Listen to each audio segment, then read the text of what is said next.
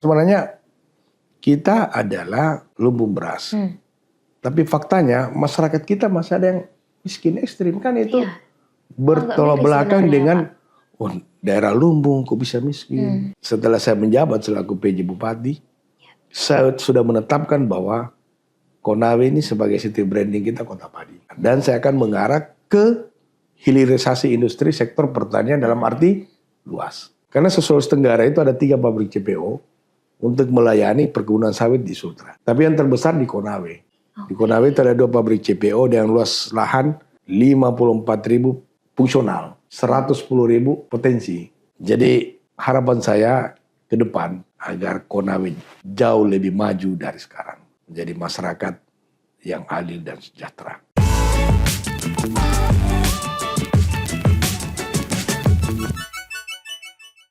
Konawe adalah sebuah kabupaten yang terletak di Provinsi Sulawesi Tenggara.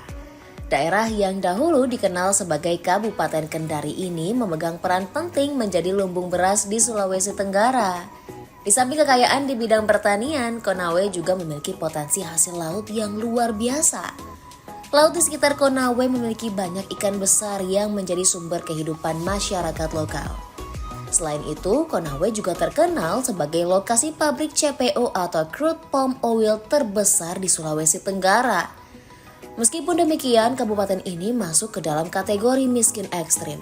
Permasalahan stunting pada anak-anak juga masih menjadi sorotan. Bagaimana ya strategi Pemkab Konawe untuk mengatasi permasalahan ini? Dan bagaimana memaksimalkan potensi kekayaan alamnya? Hai Sobat Kompas.com, kali ini aku sudah bersama PJ Bupati dari Konawe, yaitu Bapak Harmin Rambah. Halo Bapak, apa kabar? Baik, Alhamdulillah. Ya Bapak sudah 2 hari ya Pak di Jakarta ya Pak ya? Ya sudah 2 hari. Kira-kira ada agenda lain nggak Pak abis ini? Ya saya kira kalau sebagai Bupati kalau ke Jakarta ini tentunya agendanya banyak. Iya. Selain berbicara bagaimana supaya Konawe kita lakukan koordinasi lah, cari link supaya gimana di Konawe ini supaya lebih maju. Terutama investor-investor yang kita ajak mereka supaya mau ke Konawe lah.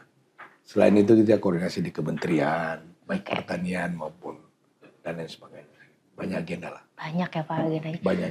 Selama 2 hari aja atau nanti mau ada? Saya sampai Jumat. Oh. Saya di Konawe sampai Jumat.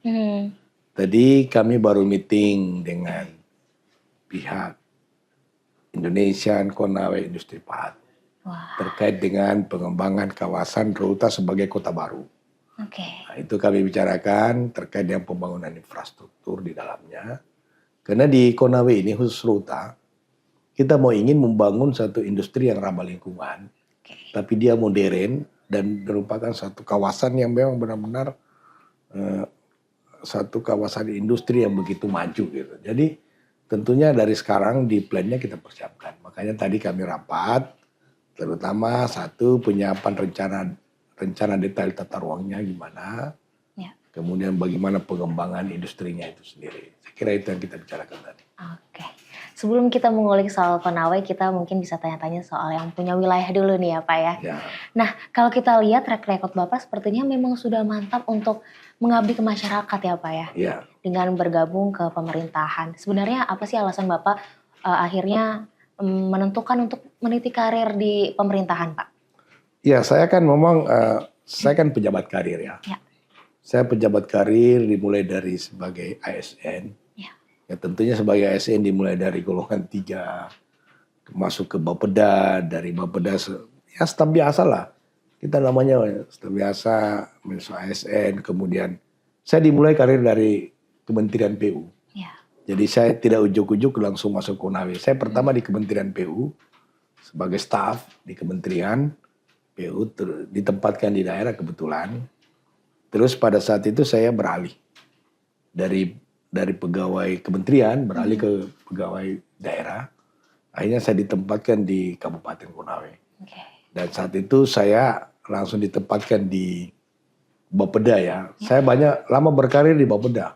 Kurang lebih saya di Bapeda kurang lebih 13 tahun lah. Ya, kurang lebih di Bapeda kurang lebih 13 tahun lah. Terus saya pernah juga jadi camat 3,5 tahun. kemudian beberapa jabatan-jabatan eselon 3 ya di Konawe. Setelah itu pada tahun 2013 ya namanya kita ASN kan, ya pindah ke provinsi. Di provinsi saya lagi menjabat di Bapeda juga selaku kepala bidang Pispra. Kemudian saya promosi kepala biro kerjasama. Kemudian promosi lagi menjadi staf ahli. Dipromosi lagi jadi sekda di Muna. Kemudian kembali lagi menjadi kepala Kesbang. Sekarang karir ini sebagai kepala Kesbang provinsi dipercayakan oleh Presiden Republik Indonesia, Menteri Dalam Negeri untuk menjadi pejabat Bupati Konawe. Artinya memang panjang ya Pak perjalanannya. Ya panjang ceritanya, namanya kita karir. Iya betul. Ya saya di ASN sudah mentoklah hampir 30 tahun. Di September, Oktober nanti saya 30 tahun. Wah, memang sebenarnya nggak ada yang instan ya Pak ya untuk mencapai Nggak ada yang sebuah instan. jabatan. Semua harus melalui proses. Ya, betul. Tapi hasil tidak akan mengkhianati suatu proses. Ya, betul. Nah Bapak ditunjuk sebagai PJ Bupati Konawe. Ternyata Bapak tuh punya program-program prioritas ya Pak ya. Ya. Seperti stunting, ada juga kemiskinan ekstrim, Betul. dan juga ada inflasi. Kira-kira apa aja nih Pak langkah-langkah yang akan dilakukan? Ya, saya kira gini ya. Isu stunting, kemiskinan ekstrim, kemudian inflasi, ini sebenarnya kan isu nasional. Ya. Ini kan masalah nasional. Ya. Dan ini adalah merupakan arahan Presiden. Kami waktu rapat koordinasi dengan Bapak Presiden, kalau saya tidak salah di bulan Desember mungkin. Ya. November kalau saya tidak salah waktu itu. Tahun lalu ya Pak? Atau? Ya 2023, kemarin rapat koordinasi yang dipimpin oleh Presiden. Itu ada 8 arahan dan yang paling salah satu yang ini adalah 3. Menjadi fokus kita untuk menyelesaikan. Yang pertama stunting, yang kedua kemiskinan ekstrim, yang ketiga adalah inflasi. Itu menjadi suatu fokus kita dalam menyelesaikan ini. Kenapa? Karena ini akan mempengaruhi dari segi kehidupan masyarakat. Gitu. Kira-kira sampai saat ini langkah-langkah apa aja nih Pak yang sudah dilakukan oleh Pemkab? Oh jadi gini, saya mau bicara dulu bahwa saya waktu menjabat, angka stunting kita di angka 28%. Di tahun 2022? 2023. 2023, oke. Di bulan sebelum menjabat ya. Angka itu kan dia fluktuasi. Mulai 26, kemudian dia naik 28. Itu setelah saya menjabat di September 28%. Angka stunting. Kemudian kita di angka kemiskinan ekstrim, itu di angka 11%. Yang ekstrim ya. Kemudian di inflasi, ya kalau inflasi kita waktu itu kita masih terkendali karena ukuran inflasi kita itu kan kota Kendari, tapi kita waktu itu kita masih terkendali di angka 2,3%.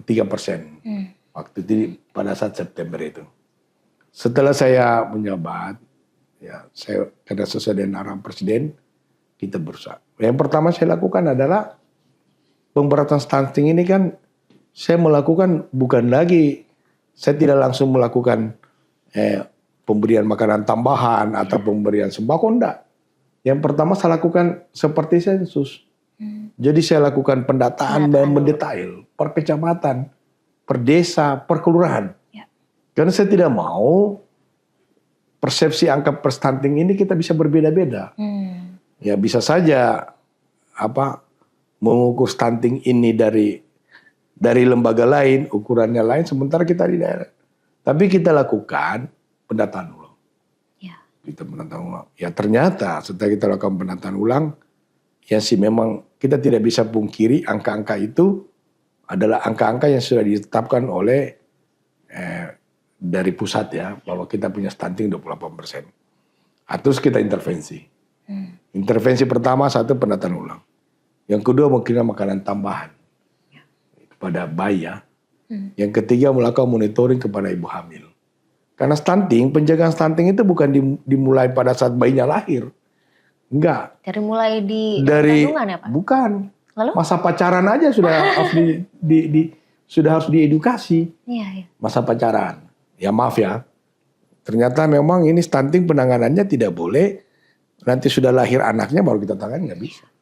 Justru masa pacaran, kemudian masa kawin, menikah, kemudian pada saat kawin, ya namanya ya, enggak apa-apa kita sampaikan soal edukasi ini.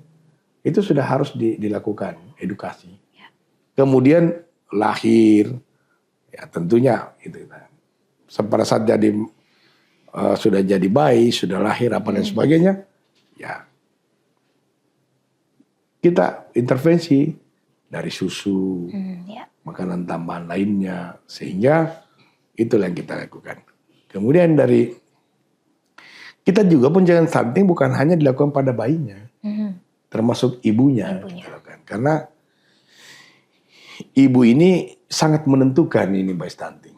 Contoh pada saat hamil, harus tingkat pengukuran alat-alat ukur terhadap ibu, ya namanya ibu hamil kan harus diukur darahnya dan sebagainya, semua diukur. Nanti bayi yang lahir juga sehat ya Pak? Ya, supaya bayi lahir sehat gitu. Nah Bapak kalau saat ini sendiri nih Pak, stunting di Konawe seperti apa sih Pak? Apakah sudah ada perbaikan? Kalau kita tahu kan tahun 2021 itu ke 2022 meningkat ya Pak ya? Iya. Dari angka 26% ke 28%. Dan berjalan terus sampai di September masih angka itu. Sekarang dengan melakukan intervensi selama 3 bulan loh. Dengan berbagai strategi dan berbagai treatment yang kita berikan. Sekarang angka stunting kita di angka 5,7%. Wah, sudah lumayan ini ya Pak ya, banyak sekali penurunannya. Ya target kita tahun ini 0 lah. Stunting kalau bisa 0. Target. Nah, kalau menurut Bapak nih Pak, kira-kira apa sih kendala yang membuat angka stunting ini meningkat Pak di Konawe? Yang sebenarnya membuat peningkatan itu yang pertama adalah pemahaman masyarakat. Kemudian pola hidup. Itu sangat menentukan. Jadi ya kebiasaan gini. Contoh, kita di daerah pantai, contoh ya. Kita kan daerah penghasil beras. Kemudian ikan di mana-mana. Pantai juga gitu, penghasil ikan. Kita kalau komoditi, kita pensuplai. Berasnya, sayurnya, ikannya, baik ikan darat, tawar ya, maupun laut. Itulah yang saya bilang pola. Jadi kadang-kadang masyarakat gini. Saya contoh nelayan. Dia cari ikan. Nah, ikannya dijual, beli Indomie. Nah, itu. Tapi tidak untuk keluarganya ya Pak ya? Iya, jadi menjual. Katakanlah gini, ini nelayannya. Dia ada anak kan. Terus dia jual ikannya, dia tidak makan ikannya. Dia beli Indomie. Dia pikir tuh Indomie itu sudah makanan mewah kan gitu. Jadi itu saya katakan ini adalah pola.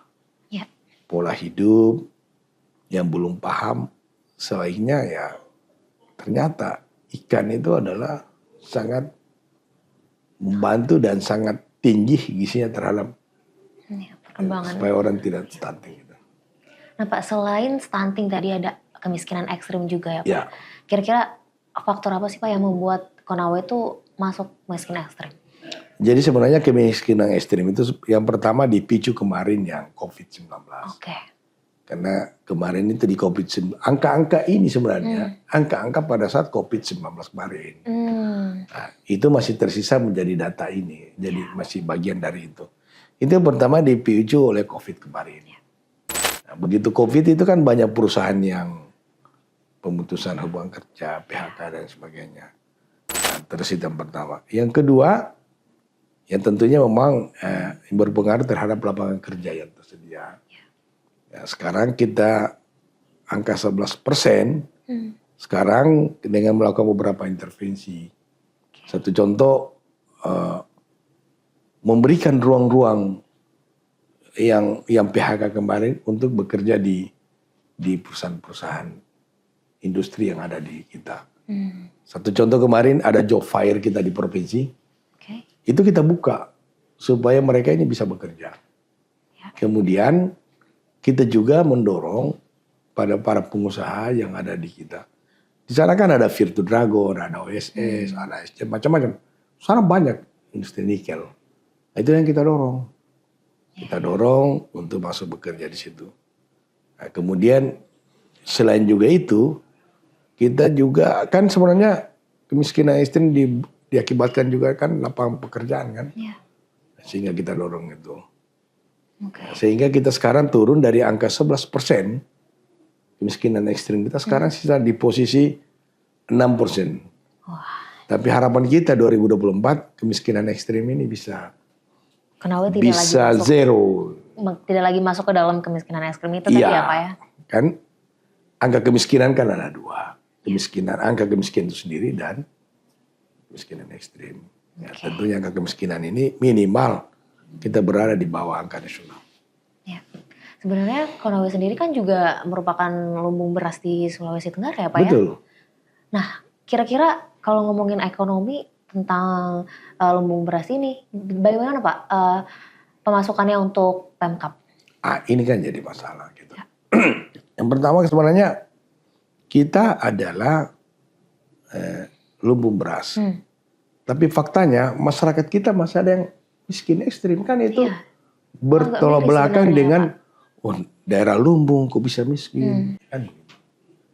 Ternyata terkait dengan tanaman pangan atau padi, beras dari sendiri. Masyarakat kita itu begini, selama ini banyak nanam padi. Ya. Nah, ambil modalnya dari luar, dari hijau dan sebagainya. Belum selesai, udah dijual sama tengkulak dan sebagainya. Itu terus menerus berputar. Nah sekarang saya dengan melalui setelah saya menjabat selaku PJ Bupati, saya sudah menetapkan bahwa Konawe ini sebagai city branding kita kota padi. Oke. Dan saya akan mengarah ke hilirisasi industri sektor pertanian dalam arti luas. Saya tidak mau lagi bicara pertanian di hulu. Yang saya maksud di hulu gini. Tanam padi, panen, jual beras. Berasnya pun tidak berkualitas. Karena prosesingnya juga prosesing yang sangat sederhana. Tapi kalau kita berbicara industri, hilirisasi industri, baru sektor padi ya, pangan, beras, kita mulai dari proses penanaman, sudah kita berikan, kita sudah intervensi. Penanaman, kemudian pemupukan, kemudian dari proses panen, sampai dengan pabrik beras itu sendiri. Tapi kita sudah menggunakan industri, bukan lagi, ya selama ini kan hanya pakai kadang-kadang gabah, belum kering, digiling. Yang terjadi kan banyak pecah dan sebagainya. Nah, ini yang kita mau bangun, BUMD bidang pangan. BUMD bidang pangan ini bukan hanya semata-mata ngurus rice milling unit, RMU enggak. Tapi BUMD pangan ini dia akan satu. Dari sisi permodalan dia bantu petani. Dari sisi pupuk dia bantu petani. Ya, siapkanlah. Nah, kemudian dia juga beli gabah. Setelah beli gabah, dia processing, dia pabrik. Makanya BUMD bidang pangan ini akan ada pabriknya gitu. Setelah dia pabrik, dia di situ juga di dalamnya kita ada namanya pabrik kemasan. Inilah sebut dengan produk ikutan dari satu sektor ini. Kemudian setelah dia pabrik menjadi beras, tentunya beras yang berkualitas. Beras yang premium. Yang bisa dijual ke pasaran. Kalau perlu kita bicara ekspor. Wajar kalau kami bicara ekspor. Karena kami penghasil beras terbesar. Salah satu penghasil beras. Tapi selama ini kan berasnya belum pada skala ekspor, masih beras biasa. Jadi untuk konsumsi antar daerah. Nah, ke depan setelah kita padi ini atau beras ini kita masuk ke manufaktur, kita sudah hilirisasi, itu beras kita akan lebih bagus. Itu baru beras. Karena berbicara hilirisasi industri pertanian ini, kita tidak bicara sampai berasnya. Kita berharap ada produk ikutan setelah beras ini. Pabrik tepung beras, pabrik menir. Menir itu mahal loh. Ya sereal-sereal itu kan dari menir itu kan. Betul. butiran beras itu ternyata lebih mahal daripada beras. Nah itu, jadi itulah yang kita mau bikin. Kemudian selain daripada itu, setelah ada tepung beras, ada pabrik Munir, kemudian ada di dalamnya pabrik lain. Yang namanya kan kawasan industri sektor pertanian, tentunya UMKM kita hidupkan. Jadi ada produk lanjutan dari beras ini. Yang produk lanjutan ya tentunya apa, dari kue, biskuit dan sebagainya. Yang produknya bahannya dari beras. Artinya sebenarnya PMK itu udah memberikan inovasi dan juga teknologi-teknologi tertentu untuk menghasilkan beras yang lebih banyak dan juga Ya, cara-cara yang harusnya. lebih efisien ya Pak ya? Harusnya begitu. Kita tidak bisa berpikir kita masih berpikir mengelola pertanian yang masih tradisional. Karena kita sekarang sudah di era modern, sudah teknologi sudah banyak. Itu baru sisi pertanian, baru sisi tanaman pangan, belum perkebunan. Kalau perkebunan kita itu andalannya adalah sawit. Ada sawit. Sawit kita di sana luas lahan 54.000 hektar. Luas ya Pak ya? Luas. Sekarang kita ada pabrik CPO di sana ada 2. Karena Sulawesi Tenggara itu ada 3 pabrik CPO untuk melayani perkebunan sawit di Sultra. Tapi yang terbesar di Konawe. Di Konawe itu ada 2 pabrik CPO dengan luas lahan 54.000 fungsional, 110.000 potensi. Sama tadi dengan beras. Kalau di Konawe itu luas fungsional 30.000, potensi 118.000. Nah, terus di sektor perkebunan. Ini juga kita tidak bicara di hulu. Pabrik CPO, keluar CPO kita jual. Kita jual ke daerah, ke Surabaya, kemana. Baru di pabrik jadi pabrik minyak goreng dan pabrik. Kita berharap, saya akan mendorong, udah pabrik minyak goreng bangun loh di Konawe. Jadi kita berada di hilirisasi industri pada perkebunan. Kalau kita tadi balik lagi ke kemiskinan ekstrim, sebenarnya Konawe itu sangatlah ini ya Pak ya, sangat disayangkan kalau misalkan Konawe masuk ke dalam kategori itu. Karena sebenarnya potensinya sangat banyak ya Pak ya. Banyak. Hanya tinggal bagaimana political will dari pemerintah sebenarnya. Itu intinya. Makanya saya dorong itu. Sama saya bicara tadi hilirisasi industri pertanian dalam arti luas ya. Ya tanaman pangannya, ya perkebunannya, kemudian perikanannya. Kita juga potensi perikanan besar. Nah, kita dorong bagaimana kita kan selama ini ikan itu hanya konsumsi. Jadi masyarakat nelayan kita itu hanya pergi mancing, tangkap ikan di luar, datang jual, masuk ke konsumsi. Kemudian toh kalau mau dijual, dia menjadi ikan beku, jadi ikan beku, kemudian jual ikan. Kita ke depan kita mau dorong supaya ya udahlah bikin pabrik ikan kaleng. Kadang-kadang ada jenis-jenis ikan tertentu dia besar gitu, nggak bisa ditampung pasar. Jadi kita dorong bagaimana caranya mendirikan pabrik ikan kaleng. Itulah yang disebut dengan hilirisasi industri di sektor pertanian dalam arti luas. Kalau dari tadi kan Bapak bilang ada beberapa rencana ya Pak, seperti kalau beras pinginnya ada turunan-turunannya, produk turunannya. Kemudian tadi juga ikan, pengennya ada pabrik ikan kaleng. Sebenarnya saat ini tuh udah berjalan seperti apa Pak? Apakah sudah ada progresnya untuk menuju ke sana atau seperti apa? Ya, sekarang ini memang kan kita masih baru tahap perencanaan. Atau seperti apa? Ya perencanaan ini. Ya, artinya dengan melihat fenomena kita ekstrim, ekstrim, stunting dan sebagainya. Inflasi, jangan salah loh. Ikan juga itu memberi kontribusi inflasi juga. Kalau di musim-musim tertentu harga mahal, ya pasti berpengaruh terhadap inflasi. Nah, inilah yang kita sudah menyiapkan perencanaan kita mulai 2024. Sampai 2029 kita rencanakan, karena salah satu tugas saya selaku pejabat Bupati Konawe 2024 ini menyiapkan RPJPD. Jadi menyiapkan RPJPD dalam rangka pembangunan Konawe 2024 sampai 2029. Oke. Jadi semua ini saya sudah masukkan dalam RPJP. Sehingga siapapun ke depan yang menjadi pemimpin ke depan pada Pilkada 2024 ini ya ini dijadikan acuan. Ya. Acuan dia dalam perencanaan pembangunan. Khususnya di bidang ekonomi ya. Oke. Bapak tadi kita sempat ngomongin soal inflasi. Ya. Nah bulan Oktober lalu Bapak sempat ikut rakor pengendalian inflasi secara daring yang dipimpin oleh Bapak Tito Karnavian. Betul. Apa aja tuh Pak yang dibahas saat itu? Ya itu kan penekanan yang saya katakan tadi.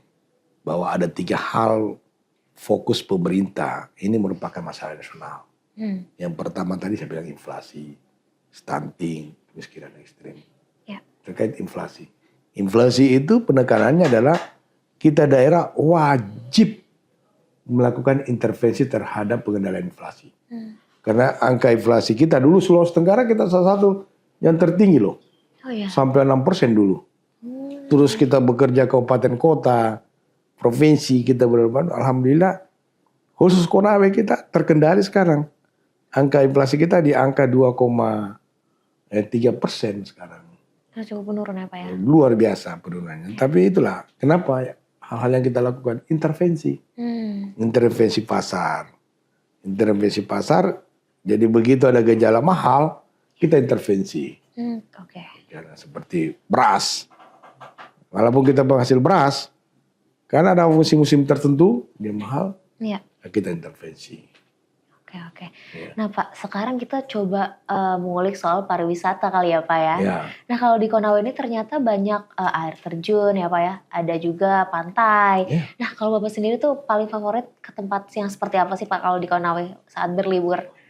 Kalau kita di Konawe itu biasa libur, lebih memang menyenangkan di pantai. Di pantai. Ada juga di air terjun. Karena kita banyak destinasi wisata. Hanya belum terpublikasi luas. Tapi kalau tempat-tempat wisata kita, kemudian kita juga ada wisata agrowisata ya. Oke.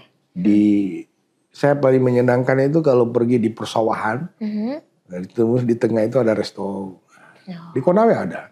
Konawe juga ada ya? Ada pemancingan, ada.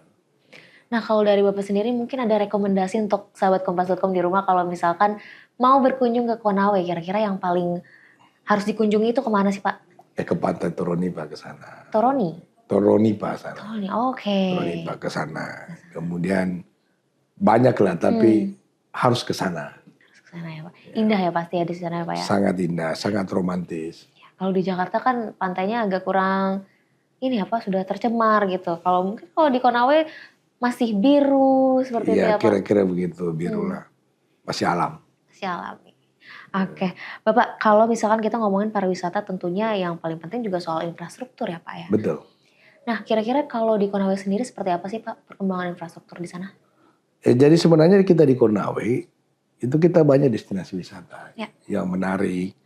Memang yang jadi persoalan adalah infrastruktur, terutama infrastruktur jalan. Biasa wisatawan itu malas ke sana karena infrastruktur jalannya masih jelek. Nah, kemudian masalah transportasi itu jadi masalah juga. Kalau di Konawe transportasinya seperti apa tuh Pak? Kita kalau transportasi umum ya ada juga bus. Ada kalau kita orang di sana sering bilang PT itu istilahnya orang di sana ya. Oke. Tapi yang paling banyak sana bus wisata juga banyak bus wisata di sana. Itu salah satu transportasi. Tapi kebanyakan kita orang Konawe juga banyak menggunakan transportasi pribadi. Oke. Kemudian usaha banyak juga yang pelaku-pelaku usaha rental banyak. Itu kita dorong. Nah kalau menurut Bapak sendiri kira-kira apa sih yang menjadi kendala tentang infrastruktur di Konawe Pak? Sampai saat ini mungkin masih ada beberapa jalan yang memang belum baik gitu sepertinya. Ya memang yang menjadi persoalan masalah infrastruktur jalan kita ini ya kembali semuanya terlalu klasik ini. Masalah pembiayaan. Oke. Jadi itu masalah sangat klasik memang, tapi itu faktanya itu. Ya. Masalah pembiayaan pembangunan jalan, karena membangun jalan itu mahal. Betul. Ya, mahal. Jadi butuh pembiayaan tentunya. Paling seperti Konawe yang begitu luas, Sementara APBD kita sangat terbatas untuk membangun. Nah, jadi sekarang saya dorong pembangunan jalan, contoh di Rota. Di Rota saya tidak menggunakan lagi APBD. Tapi saya dorong supaya dibangun oleh investor yang ada di sana. Di Rota itu yang saya dorong. Contohnya kemarin di Rota, jalan 7 km itu dibangun oleh pihak investor. Dan alhamdulillah sekarang sudah mulai bagus. Secara perlahan.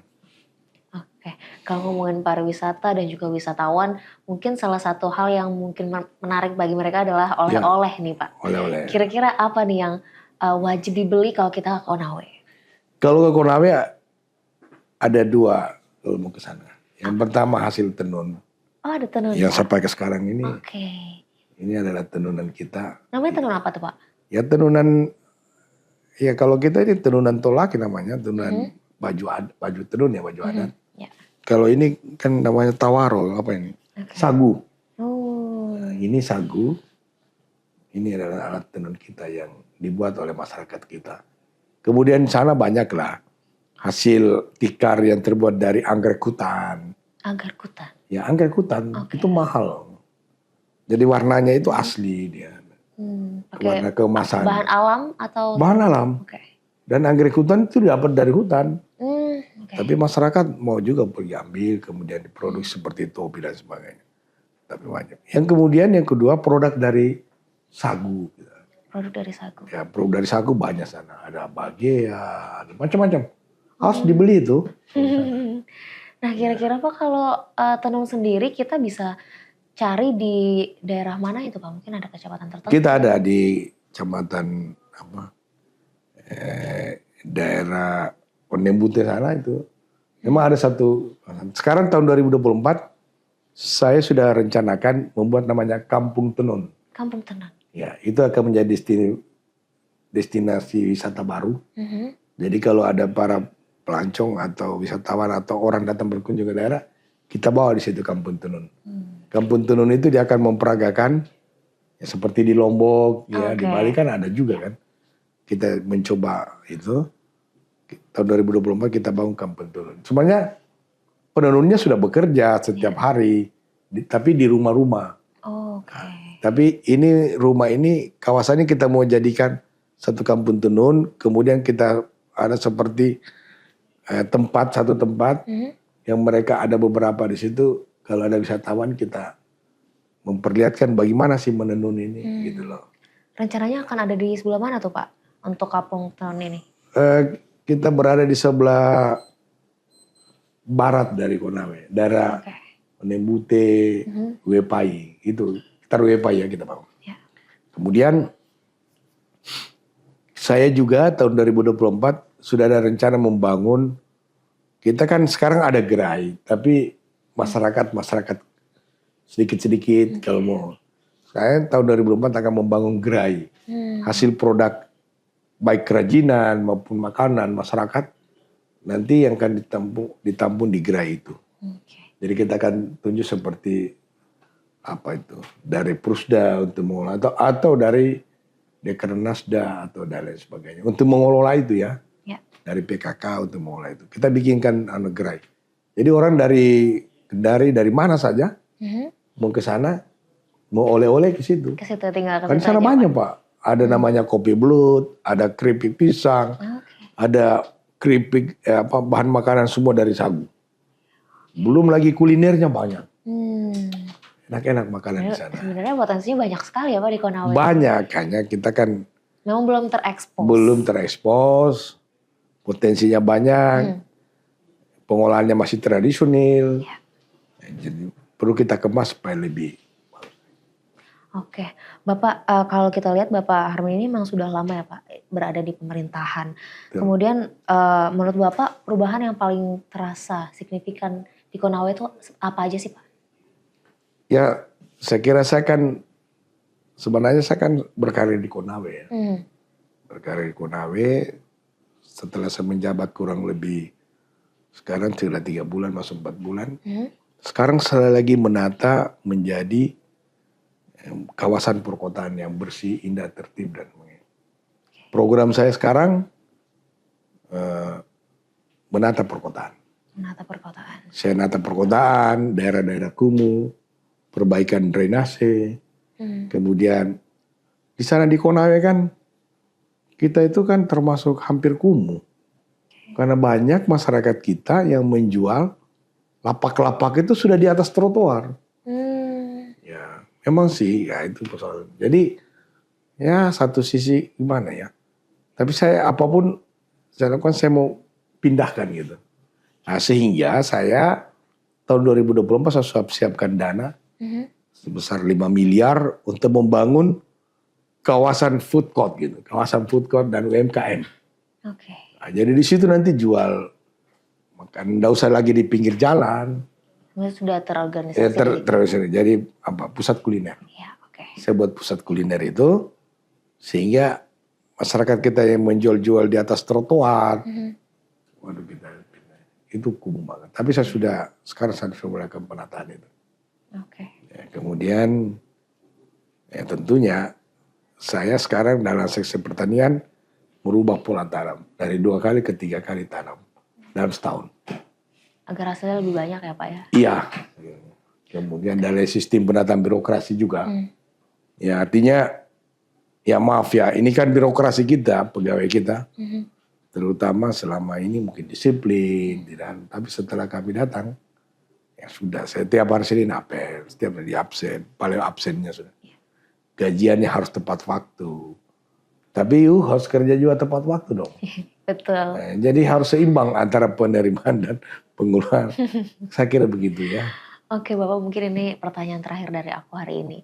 Kira-kira apa nih harapan besar Bapak untuk Konawe ke depan dan mungkin ada pesan untuk masyarakat dan juga pemerintah pusat Pak, silakan. Ya, jadi harapan saya ke depan agar Konawe jauh lebih maju dari sekarang. Menjadi masyarakat yang adil dan sejahtera. Sehingga saya punya konsep namanya Kota Padi. Keadilan sosial bagi seluruh masyarakat Konawe. Itu. Kemudian ya tentunya harapan saya mohon dukungan lah. Ya. Masyarakat Konawe dukung kepemimpinan saya sehingga apa yang menjadi perencanaan saya, perencanaan pembangunan dan perencanaan sosial termasuk perencanaan pelaksanaan pemerintahan dapat berjalan dengan baik. Tanpa dukungan masyarakat, tanpa dukungan seluruh staf pegawai saya kira tidak akan berjalan dengan baik. Jadi, dukungan yang paling penting dan doanya supaya kita diberi kesehatan. Amin. Amin. Oke Bapak, terima kasih banyak sudah bergabung bersama Nusaraya hari ini. Semoga kedepannya Konawe bisa terus berkembang ya Pak ya. Insya Allah pasti berkembang. Saya yakin Konawe pasti jauh lebih maju. Ya. Saya mau ingin jadikan Konawe kabupaten terdepan di Indonesia. Sebagai lumbung padi, sebagai kawasan industri yang begitu maju. Baik Bapak, terima kasih. Ya sahabat Kompas.com, terima kasih sudah menyaksikan Nusaraya kali ini. Saya Putri Aulia pamit undur diri. Salam Nusaraya, semangat Bhinneka Indonesia Raya. Dadah.